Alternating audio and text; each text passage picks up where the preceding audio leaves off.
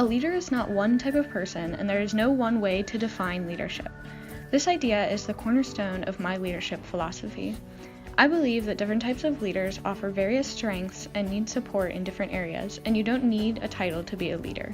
However, all leaders should be authentic, innovative, and always open to learning and improving their leadership style. Successful leaders can accomplish this by being competent, transparent, professional, and accessible, by taking initiative and thinking critically about problems, and perhaps most importantly, by having a passion for the work that they do. This philosophy of leadership gives more people the opportunity to develop as leaders, and it benefits those who may not view themselves as leaders at first. When I entered this program, I had never thought of myself as a leader before. I saw leaders as a stereotyped image of strong, outgoing, loud, and pretty much everything that I'm not.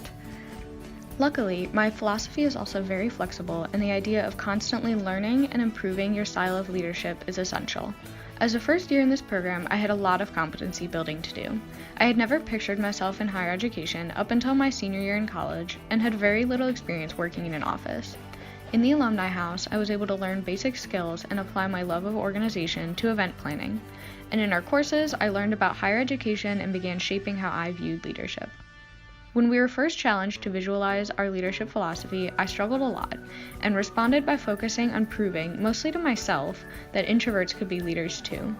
Now, after developing my leadership philosophy, I can recognize that being introverted is just one part of myself as a leader, and I can see how that one piece contributes to how I view leadership as a whole.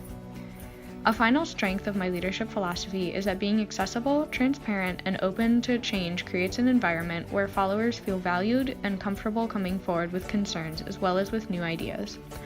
I incorporated this as a key part of my philosophy after watching my supervisors and colleagues throughout both years of my internships model this every day as leaders in the work that they do. All of this isn't to say that my leadership philosophy is without its challenges. While authenticity is important in a leader, there is a careful balance between transparency and professionalism. This is especially important as a leader in higher education, given that we work with students, who in my case are currently very close to my age and at times even older than me.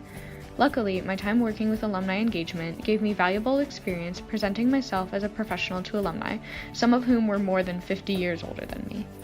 Tying into the idea of being viewed as a professional, one of the biggest struggles for atypical leaders is being viewed as a leader by followers. When you don't match the stereotypical image of an outgoing, enthusiastic leader, you sometimes have to convince those around you to give you a chance to lead. Then, it's important to prove yourself when that chance does come along. In my own experience, this has led to a fear of making mistakes and resulting fear of taking risks as a leader. I have found that one of the most effective ways to combat this fear of making mistakes is to have passion for the work that you do.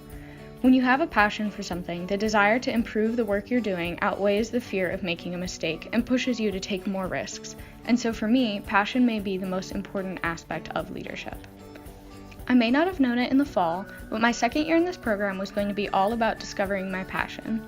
The Brain Center gave me the opportunity to put my new ideas about leadership into action by advising and supervising students, while simultaneously allowing me to explore my passion for community and civic engagement.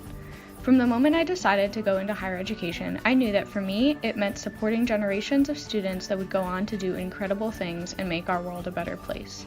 Working in community engagement this year has shown me the incredible things that our students do while they're still in school. Many of the students I work with this year have impacted our communities more than most adults that I know. My job doesn't have to be about preparing them for what they'll do later in life, because I can help empower them to become change agents right now. I'm so thankful for all the opportunities I've had the past 2 years and the way those experiences shaped me as a leader. I look forward to many years to come of constantly learning, growing, and bettering myself as a leader in higher education.